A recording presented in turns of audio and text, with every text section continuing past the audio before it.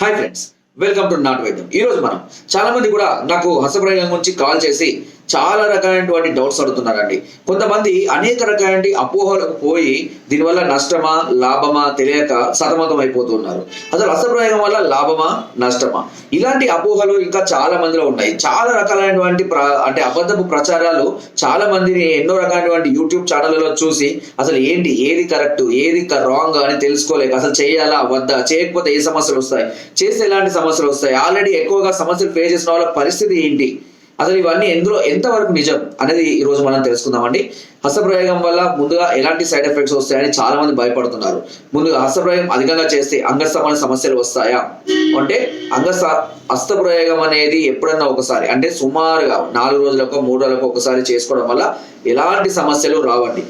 అయితే అధికంగా హస్తప్రయోగం చేయడం, ఎక్కువగా నొక్కడం, రాపిడి చేయడం ఇలాంటి వాటి వల్ల అంగం పైన ఉన్నటువంటి సున్నితమైనటువంటి నరాలు దెబ్బతిని బ్లడ్ సర్క్యులేషన్ ఫ్లో అనేది తగ్గిపోయి కండరాలకు ఇబ్బంది కలిగి ఎరుపు రావడం, వాపు రావడం, అంగస్తంభన సమస్యలు రావడం అనేది జరుగుతుంది.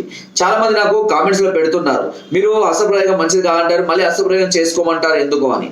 హస్తప్రయోగం మంచిది కాదని నేను ఏనాడు చెప్పలేదు. హస్తప్రయోగాన్ని ఒక లిమిట్ ప్రకారం ఎమోషన్స్ ఆపుకోలేనప్పుడు, ఫిజికల్ గా లేనప్పుడు దాన్ని కంట్రోల్ చేసుకోవడం కోసం నిదానంగా అది దేని కొరకైతే చేయబడిందో దీని యొక్క స్పర్శ అదే విధంగా ఉండే విధంగా చేసుకుంటే ఎలాంటి సమస్యలు రావు.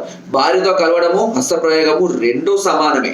కాకపోతే అక్కడ భార్య దగ్గర ఉన్నటువంటి సున్నితత్వము చేతులలో ఉండదు. దాని వల్లనే అంగం మీద నరాలు అనేటివి చాలా సున్నితమైన నరాలు అనేటివి దెబ్బతినడం జరుగుతుంది. కాబట్టి రెండు సేమే. కానీ ఇబ్బంది ఎందుకు వస్తుంది అని అంటే హార్డ్నెస్ వల్ల. ఆ విషయాన్ని చాలా మంది గమనించాక మీరు ఒకసారి మ్యారేజ్ అయిన తర్వాత చాలా మంది కూడా ఎక్కువ సార్లు రతిలో పార్టిసిపేట్ చేస్తారు, ఎవ్వరికి ఏ సమస్య రాదు. కారణం ఏంటి ఆలోచించండి.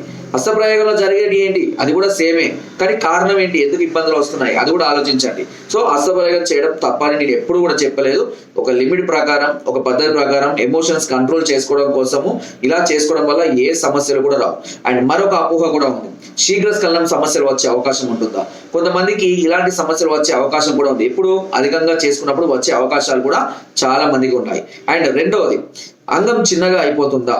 అంగం చిన్నగా అయిపోతుందని ఖచ్చితంగా చెప్పడానికి ఇక్కడ లేదండి. అంగం చిన్నగా కావచ్చు, కాకపోవచ్చు కూడా. ఎందుకు అని అంటే అంగం మీద నరాలకు కొంత ఇబ్బంది కలిగినప్పుడు అవి కొంచెం సింక్ అయిపోతూ ఉంటాయి. సో దానివల్ల అంగం స్తంభించినప్పుడు మళ్ళీ యాస్టిస్ గా వస్తుంది, కానీ కొన్ని సందర్భాల్లో చిన్నగా కనబడచ్చు. దానివల్ల కూడా పెద్దగా భయపడాల్సిన అవసరం ఏం లేదు. మళ్ళీ అంగస్తంభన సమస్య అంటే అంగం స్తంభించినప్పుడు యాస్టిస్ గా దాని పొజిషన్ మళ్ళీ అది వచ్చేస్తుంది. దీనివల్ల ఎలాంటి నష్టము కూడా లేదు. అండ్ మరొక డౌట్, పిల్లలు పుట్టే అవకాశం ఉంటుందా? వీరగానాల సంఖ్య తగ్గిపోతుందా? హస్తప్రయోగం ఎక్కువసార్లు చేసినా కదా వీర్యం బాగా బయటికి వెళ్ళిపోయింది కదా, వీరగానాలు తగ్గిపోయి ఉంటాయి అని ఒక అపోహ ఉందండి. ఎట్టి పరిస్థితుల్లో అది కరెక్ట్ కాదండి.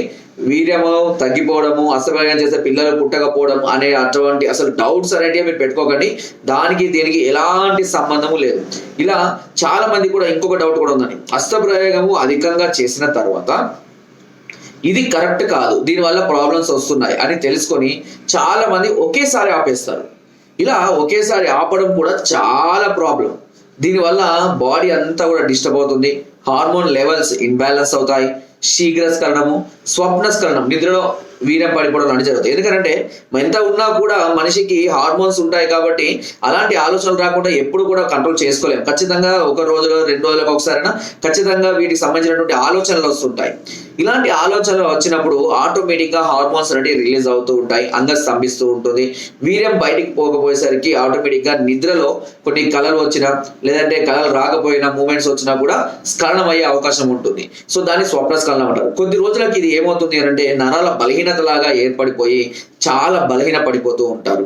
సో ఎప్పుడు కూడా హస్తప్రయోగం మీద అపోహలను మీరు నమ్మకండి. దీనివల్ల నిజాలు ఏంటి అనేది తెలుసుకోండి. దాన్ని చేయడం మంచిదా లేదా ఎప్పుడైనా లిమిట్ లో చేసుకోవడం బెటరా లేదా మొత్తానికి ఆపేయడం అనేది బెటరా అనేది మీరే డిసైడ్ చేసుకోండి. నేను మాత్రం ఎప్పుడు కూడా మొత్తానికి ఆపేయమని సజెషన్ చేయను. దానివల్ల మనకు నష్టమే తప్పించి లాభం మాత్రం ఉంటుంది. ఎందుకంటే హార్మోన్స్ రిలీజ్ అయినప్పుడు, హస్తప్రయోగం చేసినప్పుడు బాడీ అనేది రిలాక్స్ అవుతుంది, మైండ్ రిఫ్రెష్ అవుతూ ఉంటుంది, హార్మోన్స్ రీజనరేట్ అవుతాయి, అదేవిధంగా టెస్టిల్స్ కూడా వర్క్ జరుగుతాయి, అదేవిధంగా స్పర్మ్ కౌంట్ కూడా ఇంక్రీజ్ అవుతుంది, స్పర్మ్ కౌంట్ కూడా రొటేట్ అవుతూ ఉంటుంది. సో ఇక్కడ ఒక మెకానిజం మనం గుర్తుపెట్టుకోవాలి. ఎప్పుడైనా సరే మనము ఒక వర్క్ చేస్తూ ఉంటే హార్మోన్స్ అనేటివి దానికి సంబంధించిన హార్మోన్స్ ని మళ్ళీ రిపీటెడ్ గా ప్రొడ్యూస్ చేస్తుంటది. ఫర్ ఎగ్జాంపుల్ ఇప్పుడు పిల్లలు పుట్టిన తర్వాత తల్లికి పాలు వస్తూ ఉంటాయి. సో దానిలో ప్రొలాక్టిన్ అనే హార్మోన్ ఉంటుంది. ఎప్పుడైతే ఈ ప్రొలాక్టిన్ హార్మోన్ పిల్లలు పాలు తాగుతూ ఉంటారో పాలు అయిపోతాయి. మళ్ళీ కొద్దిసేపటికి ఏమవుతుంది, మళ్ళీ పాలు తయారు చేస్తూ ఉంటుంది. అంటే దాని మెకానిజం ఏంటి, ఎప్పుడైతే దాన్ని ఖర్చు పెడుతుందో ఆ హార్మోన్ మళ్ళీ తిరిగి ప్రొడ్యూస్ చేస్తుంటుంది. ఇక్కడ కూడా టెస్టోస్టెరాన్ హార్మోన్స్ రిలీజ్ చేసేటువంటి హార్మోన్స్ రిలీజ్ చేసే గ్రంథులు ఏవైతే ఉంటాయో, మీరు టెస్టోస్టెరాన్ ఖర్చు పెడితే హార్మోన్స్ ఖర్చు పెడితేనే మళ్ళీ అది తిరిగి ప్రొడ్యూస్ చేస్తూ ఉంటుంది. అంటే మీరు పార్టిసిపేట్ చేస్తేనే అది తిరిగి మళ్ళీ అది మీకు హార్మోన్స్ ని డెవలప్ చేస్తుంది. అంతేగాని మీరు సైలెంట్ గా కూర్చుంటే దానికి కూడా పని లేక, అంటే పిల్లలు పాలు తాగడం మానేస్తే ఏమవుతుంది, హార్మోన్స్ కూడా వాటి యొక్క వర్క్ అనేది తగ్గిపోయి హార్మోన్స్ కూడా వర్క్ చేయడం అనేది తగ్గిపోతుంది. ఇక్కడ కూడా చాలా మంది కూడా అదే చేస్తూ ఉంటారు. ఒకేసారి మానివేయడం వల్ల దానికి కూడా స్ట్రగుల్ అయిపోయి చేసి ఒకేసారి ఆపేస్తే అది కూడా ఇబ్బంది పడుతూ ఉంటుంది, మనల్ని ఇబ్బంది పెడుతూ ఉంటుంది. ఒక పద్ధతి ప్రకారం, ఒక లిమిట్ ప్రకారం ఎమోషన్స్ ఆపుకోలేనప్పుడు నిదానంగా సున్నితంగా చేసుకుంటే ఎలాంటి సమస్యలు రావు, ఎలాంటి ప్రాబ్లమ్స్ ఉండవు, ఎలాంటి అపోహలకు కూడా మీరు వెళ్ళకండి. దీనివల్ల జీవితాలు నాశనం అయిపోతాయని, సూసైడ్ చేసుకుంటామని, పెళ్లిలకు దూరంగా ఉన్న వాళ్ళు చాలా మంది ఉన్నారు. నాకు చాలా మంది ఇలా కాల్ చేస్తున్నారు కూడా. దానివల్ల ఎలాంటి సమస్య ఉండదు, ఎలాంటి ప్రాబ్లమ్స్ ఉండవు. మీరు ధైర్యంగా నేను చెప్పిన విధంగా సున్నితంగా చేసుకోండి, ఎలాంటి సమస్య ఉండదు. మరీ కంట్రోల్ చేసుకోవద్దు, పెళ్లి చేసుకోండి. ఇంకా అంతకన్నా బెస్ట్ సొల్యూషన్ అయితే ఎవరు ఇవ్వరు. బట్ ఒకవేళ హెవీగా అయ్యి ఏదైనా సమస్యలతోటి మీరు బాధపడుతూ, అంటే అంగస్తంభన సమస్య కానివ్వండి, శీఘ్రస్ఖలనం కానివ్వండి, స్వప్నస్ఖలనం కానివ్వండి, ఇలాంటి సమస్యలతో కనుక మీరు బాధపడుతూ ఉన్నట్లయితే దీన్ని ఆల్రెడీ క్యూర్ చేసుకోవడానికి మనం ఎన్నో రకాలైనటువంటి ట్రీట్మెంట్స్ ఇస్తున్నాం, ఎన్నో రకాల మెడిసిన్స్, మందులు ఇప్పుడు అందుబాటులో ఉన్నాయి. కొన్ని వందల మంది ఇలాంటి వాటికి గురై వాటిని క్యూర్ చేసుకొని ఇప్పుడు చాలా హ్యాపీగా ఒక కొత్త హ్యాపీ లైఫ్ ని వాళ్ళు కొనసాగిస్తున్న వాళ్ళు ఉన్నారు. ప్రాబ్లమ్స్ రావని కూడా నేను చెప్పడం లేదు, హెవీగా చేసుకుంటే ఖచ్చితంగా ప్రాబ్లమ్స్ వస్తాయి. బట్ లిమిట్ లో ఉంటే ఏ సమస్యలు ఉండవు. ఓకే, సో ఫ్రెండ్స్, మీకు ఒకవేళ ఇలాంటి వాటితో ఏదైనా సమస్యలతో బాధపడుతున్నట్లయితే మమ్మల్ని సంప్రదించవచ్చు. దీని కొరకు కింద స్క్రోల్ నెంబర్స్ కి ఫోన్ ద్వారా, వాట్సాప్ ద్వారా, లేదా కింద డిస్క్రిప్షన్ మా యొక్క అడ్రస్ కూడా నేరుగా వచ్చి మమ్మల్ని సంప్రదించి మీ అన్ని రకాల సమస్యలకు సలహాలని, సూచనలు, మెడిసిన్స్ కూడా పొందవచ్చు. హస్తప్రయానికి సంబంధించి ఒక సపరేట్ గా మేము ఒక కోర్సును కూడా అందిస్తున్నాము, 4 నెలల కోర్సు. కొన్ని వందల మంది ఈ కోర్సును వాడుకొని దాని నుంచి ఇప్పుడు బయటపడి చాలా హ్యాపీగా పెళ్లి చేసుకొని చాలా హ్యాపీగా ఉన్న వాళ్ళు చాలా మంది ఉన్నారు. వారి యొక్క సమస్యను బట్టి, తీవ్రతను బట్టి డోసేజ్ అని ఇస్తాము. ఖచ్చితంగా వాళ్ళు ఆ ప్రాబ్లం నుంచి క్యూర్ అయిపోయి చక్కగా ఉంటారు. సమస్య ఉన్నప్పుడు ఎప్పుడు నెగ్లెక్ట్ చేయవద్దు, వెంటనే సంప్రదించి దానికి సంబంధించినటువంటి సలహాలు, సూచనలు, కౌన్సిలింగ్ ని, అవసరమైతే ట్రీట్మెంట్ కూడా మీరు పొందవచ్చు. మీరు రాలేని పరిస్థితుల్లో ఉంటే మీ సమస్య తెలియజేసి కూడా మీ ఇంటి వద్దకు మెడిసిన్ కూడా మీ ఇంటి వద్దకు తెప్పించుకొని అక్కడనే కూడా మీరు వాడుకుంటూ క్యూర్ అవ్వచ్చు. దీంట్లో ఎలాంటి సైడ్ ఎఫెక్ట్స్ కానీ ఎలాంటి సమస్యలు కూడా ఉండవు.